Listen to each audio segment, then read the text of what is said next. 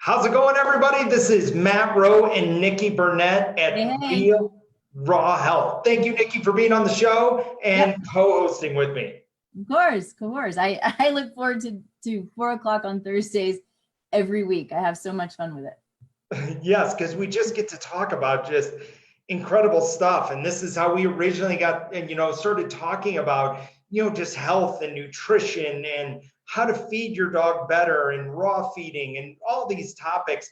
And her and I just kind of came to the conclusion we should just do a Facebook Live show and share. Yeah, we need to have these conversations in front of everybody. Right. We should be having these conversations in front of everybody. So you guys are everybody. Thank you very much for being here. I'm Matt Rowe of Parsley Pet, and this is Nikki Burnett of Taste Life Nutrition. And Yes. so we're so happy to have you guys watching us today. So Nikki, what are we talking about today? Supplements. So I have been on the fence and off the fence when it comes with supplements. And I love supplements. I think they have their place and they can do amazing things. But I want to reiterate, they have their place. So we don't all need, and I'm saying us, and I'm also including our dogs. So everybody has probably figured by now when we're talking, a lot of the times we're talking about dogs and humans. It's a lot of times it's the same thing. And so that's where I am right now, where there are times that we need, and I call it therapeutic supplementation. And sometimes for certain reasons, we do need long-term supplementation, but we need to know why. We end up, going online and following, Dr. Google and, then here's the next bad supplement and here's the next great thing. And we take them and we spend all of this money on all of these supplements, but we don't really know why we're taking them, what they're supposed to do, and if they're even doing anything. And then if we're taking them and we're getting them from a bad source, from somebody we don't know, what happens?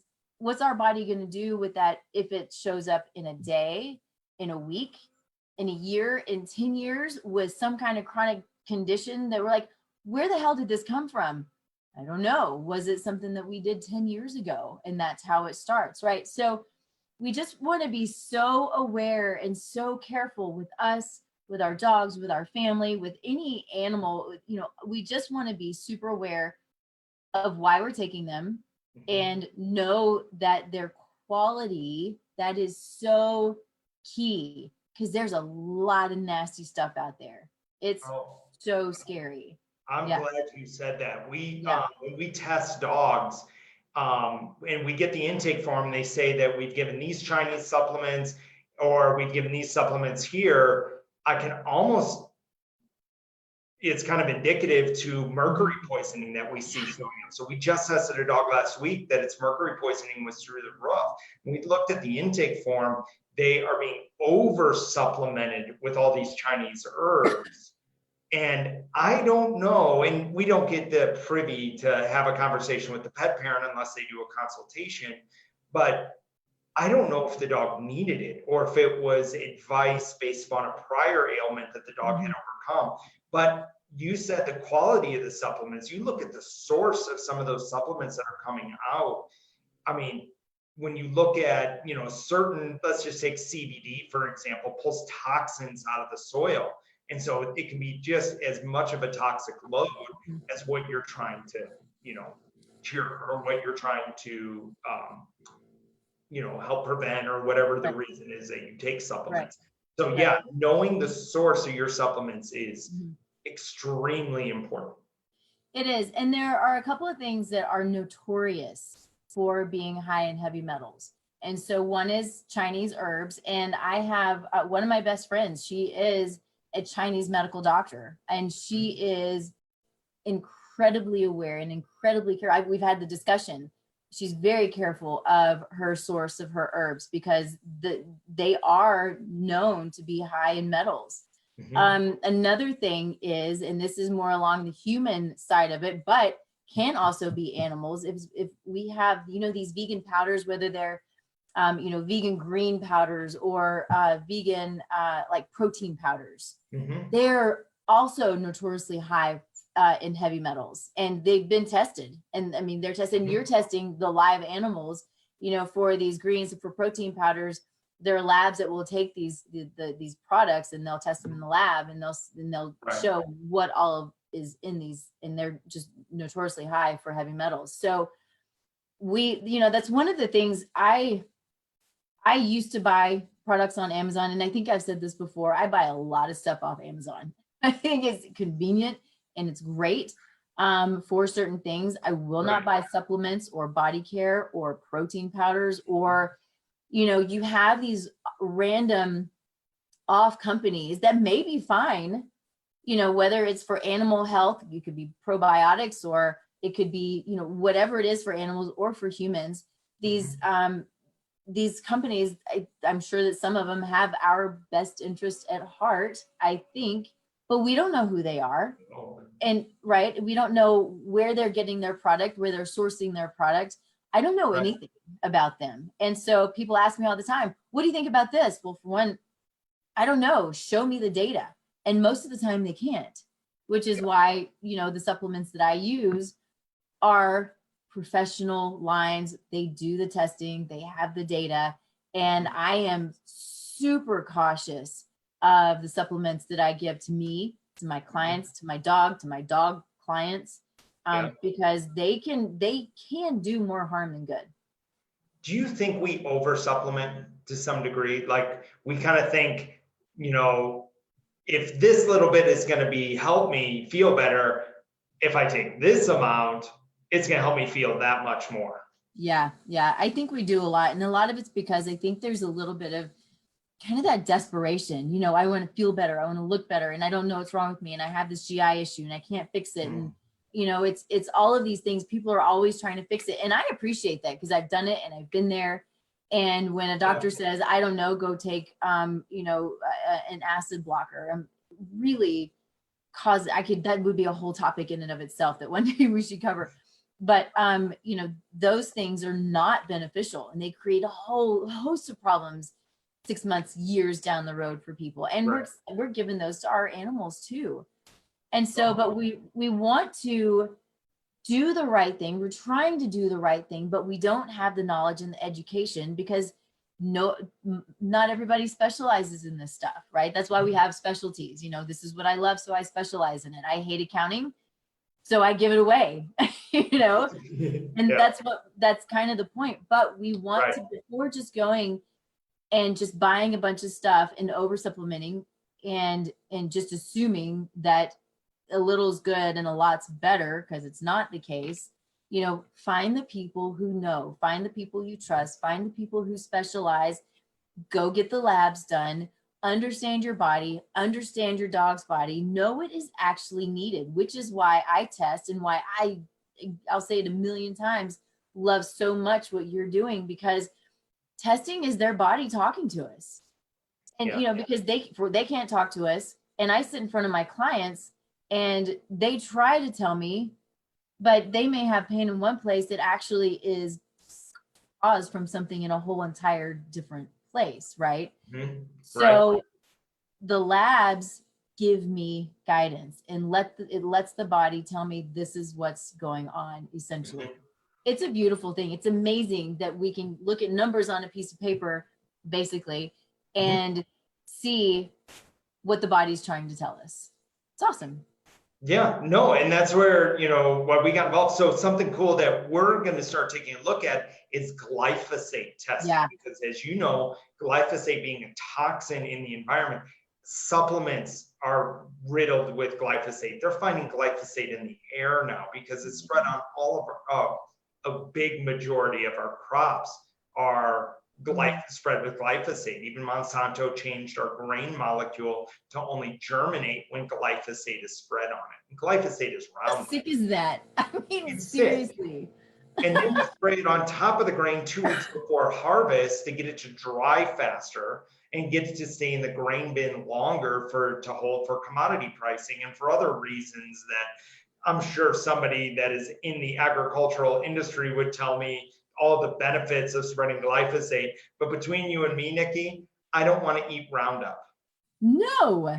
This is what we're feeding, to not only our dogs, but to us as well. So if we can test for glyphosate exposure and be part of a study that really starts hopefully changing what we're spreading on all of our grain, because this is stuff that we're looking at to some degree. Yeah. All of these chemicals that get infused and goes into these herbal supplements and these other supplements that are out there. This is something that's very, very scary, because then if we are taking a supplement, we think, oh, this is going to help with my GI issue, or my dog it's itching and this supplement is going to help them. And indirectly, we don't know that we are infusing their body full of mercury. Right. And that causes seizures. So then you'll start to, maybe the itching will go away and then seizures show up. And we just don't know at some level. And we think we're doing everything right. I don't think it's anything wrong with the parent or the pet parent going after it. It's really one of those things that it's our opportunity to educate ourselves more on what's out there, because It's true. Follow the money threads. And that's really is, is I tell people when I teach classes, just follow the money. If they're recommending something, follow the thread of information where it came from.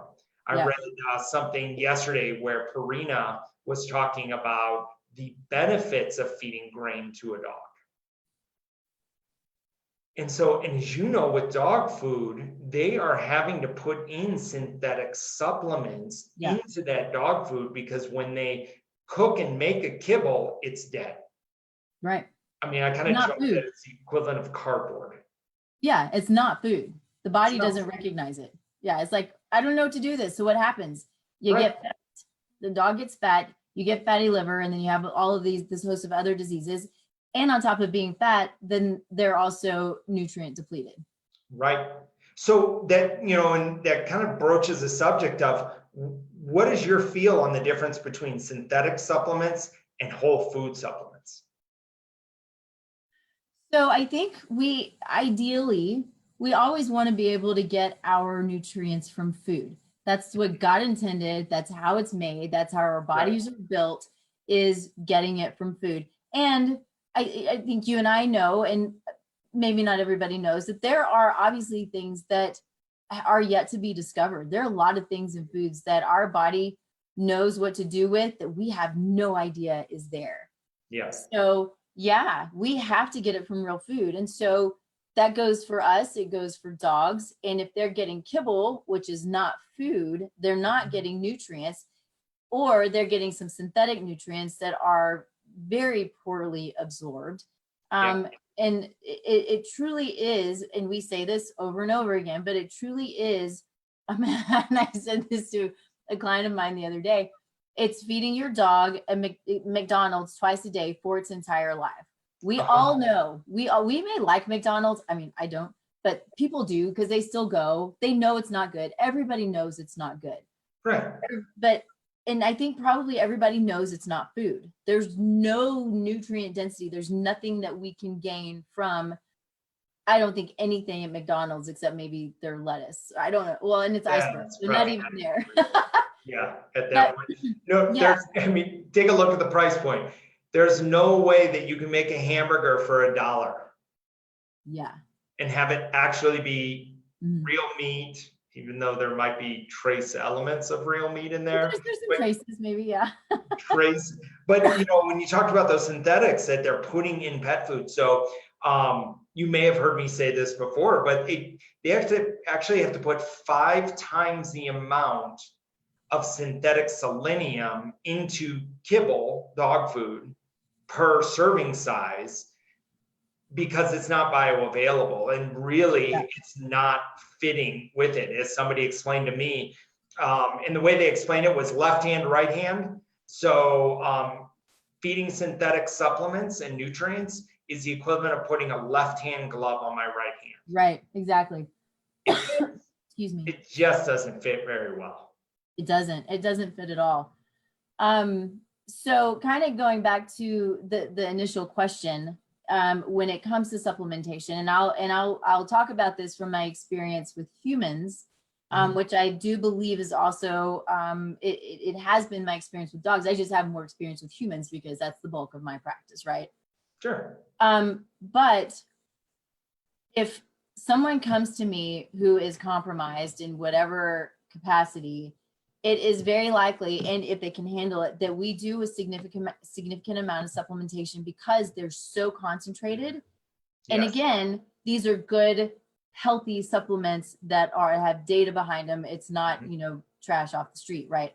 So we want to make as much of an impact as quickly as possible to get them feeling better, because when you feel better, you're more motivated to continue going. So I believe supplementation is a great thing. But my goal is throughout the process, and as many of you know, I work with people for periods of time, months at a time, because that's what it takes to make change. My goal is to be a partner in health, but the supplements are going to change over that period of time, depending on what the body's telling us. And when we get to the end, we want them on as few supplements as possible. Sometimes it's necessary to continue supplementation. We have a hard time getting a good, vitamins and minerals out of our food if we're not eating a lot of vegetables, or if our vegetables are not organic and our soils are depleted and all of these things. It's not the same food that it used to be. Probiotics, we don't eat fermented foods like we did, back in, 100 years ago or 200 years ago, or even further back. Vitamin A and D are just abundant in liver. I hate liver. Yes. My dogs love it, but I can't stand it. I've tried it. I want to love it. I'd rather take a supplement. You can get a dehydrated pill. Yeah. That has like 5 different types of organ meat in it. And all grass-fed, grass-finished. And that's smart. I mean, that would be a supplement that I think is a great supplement to take, because you're getting the real food. If we can get the real food and the whole food, do it. If it's grass-fed, I am all about it. I think it's amazing. An example that I would give also, a dog example, we talk about leaky gut in humans. Dogs get leaky gut. Any kind of chronic condition dogs dealing with, they've got a leaky gut. So glutamine, that's one of those things that we want to, if we have a dog with a problem, we want to give them some glutamine. So I think it's an important supplement. So we do want to think about therapeutic supplementation. I also think, and there are a couple of them, I have sort of my little list here. I think fish oil is a great one too, because, and not from big box stores, because most of them are rancid. It's got to be a good quality. Trust it. Find somebody who has a good quality. I have the ones that I trust and I love. But if we're not able, if we are feeding raw, or if we're feeding kibble, if we're not able to get good, healthy grass-fed, and we're just doing regular conventional meat, sometimes we do the best that we can. We're going to have a higher omega-6 content, which is inflammatory. And so we want to bring that balance back. And so if we're adding in the fish oil, which is omega-3, we have more of a balance there. And so we're hoping to counteract that inflammatory process a little bit with a good fish oil. Okay. And for me too, and I do this periodically, I actually quite a lot, just because of our environment. But for people who do vaccinations, for people who have chemicals in their yard and in their home and all of those things, and they're feeding kibble, I think doing a liver support is really important.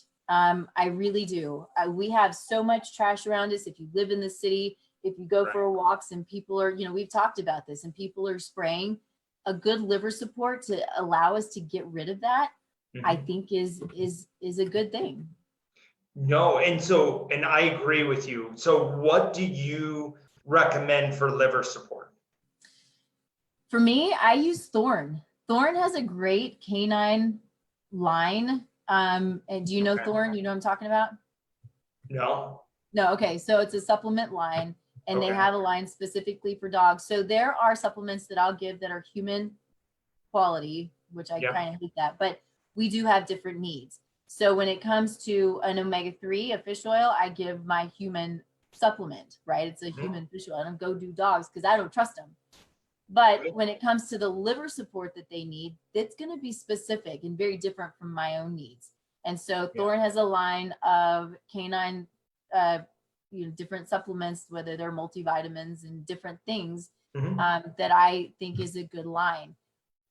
to put a caveat on that. Now, when we have these lines like Thorn, who is a professional line, they also don't have the money to keep the people from selling on Amazon. And so this is another thing that we've talked about. If you're going to buy supplements, find a practitioner, find somebody you trust. Never, ever, ever buy off Amazon or off eBay, because how easy is it to use it up, put another bunch of pills in there, or just have an expired product or something that's not even, I mean, they've shown that there's sawdust in these pills. So you're taking a massive chance on your health, on your animal's health, if you're buying these things online and you don't know who they're from. No, you made a great point. So I was on Amazon, and I do buy my liver from, the pill, the dehydrated organ meat, and it's from Ancestral Health. And one time I clicked on buy it at a discount, and I clicked on that button. It took me to a separate website that looks like Amazon, but it is actually a Chinese knockoff of Amazon's site. Yeah. And it's called Amazon Online, and they own that URL, and they directed me there. Same product, same look, same everything. And really, if I would have bought that, I would have been buying sawdust. I would have been buying an item because I didn't get it from the source of the company. And so when I went there, and all of a sudden I was worried about getting the right things, because I believe with you is that, buying supplements on Amazon, it's too easy to trick. It's too easy to force somebody to get something they don't want. Yeah. There are a couple other things that I think are smart, but there are also things that we can do with food. So one of my favorite things are probiotics. And so we've had this conversation. I think dogs need probiotics because they, as we've talked about, they would typically get them out of the gut of their prey, of their kill. Yeah. But we can give them fermented foods. I give mine sauerkraut. If I have sauerkraut, I will put the goat milk up on the counter and let it ferment. I saw a recipe and I'm really excited to try this. Okay. So blueberries, you can get blueberries, stick them in a mason jar, put in a vegetable starter culture and leave them overnight, and you have fermented blueberries, and it's a great little treat. What? Yeah. How cool is that? Like, I just read that. It's a holistic vet up in Boulder who posted that. I'm like, I love that. That's a great idea. Just so smart. Idea. Yeah. And so that's a great one. And when something's fermented, it's also going to have enzymes. So that's a great thing. I do give mine digestive enzymes with HCl. I did read, though, that ox bile would be a good thing to give to dogs, which to me kind of makes sense. And I don't. I give it to my clients who have gallbladder issues. Okay. But I was doing, before the show, I was doing a little bit of research, and ox bile was suggested. I was like, well, okay, that makes sense. And it's a gallbladder support, they probably need that as well. So anyway, other things where we can get, nutrients that they need, like phosphatidylcholine from eggs, right? So we just give eggs. There are lots of things that we can do where we don't really need to supplement, but sometimes we do need the therapeutic supplementation. So I feel like I've sort of taken over this conversation. Sorry. No. It definitely tells you a passion and a ton of knowledge in it. So and really when you're looking at those supplements, it's stuff that's bioavailable for your body. Your body knows what to do with it. Yeah. And so what are your thoughts on milk thistle for liver support? Great. I think it's smart. That would in the liver support that I use, it's got milk thistle in it. Yep. Yeah. So I think it's got milk thistle, phosphatidylcholine. I don't know. I don't have it here with me, but it's a pretty good list. It's a really nice liver support. And I don't do it every day, but I do it a lot because there's just enough going on. But I'll tell you that, especially over, as I've talked with you more and more, thinking about, well, I don't vaccinate, except for puppy shots. And I don't have chemicals in my environment. I mean, there are just chemicals, but I don't. So probably supplementing every day is not necessary. I will also, maybe once or twice a week, and maybe not, I'll give them a multivitamin. just periodically, just so they have it, if just in case there's something missing, which I don't expect there to be anything missing because I'm pretty careful about that. But other than that, unless there's, when I had my dogs with cancer, totally different story, right? There's a lot of therapeutic stuff going on there. And I want to put out there, here I go again. There are a couple of things. One's called N-acetylcysteine or NAC. One is called glutathione. Glutathione is this amazing antioxidant. It's really great. And NAC, N-acetylcysteine, is a precursor to glutathione. So we have to have both of them. But anybody out there who's dealing with cancer in their dogs, in themselves, and anybody that you do not want to give glutathione or N-acetylcysteine because it can push cancer. As important as it is, it can push it. So we've got to be really, really careful about that. Okay, so when you say it can push cancer, what do you mean by that? It can. So if somebody already has cancer, it's only in those cases where they already have cancer. Sure. It can accelerate it essentially. So it feeds the cancer to some degree. Yeah, it can. Yeah. Okay. Yeah, there are a number of things that they're showing can actually feed cancer. So we all know sugar, but there's some amino acids that can feed cancer. Glutathione can feed cancer. There's some minerals. I had I sent it to you.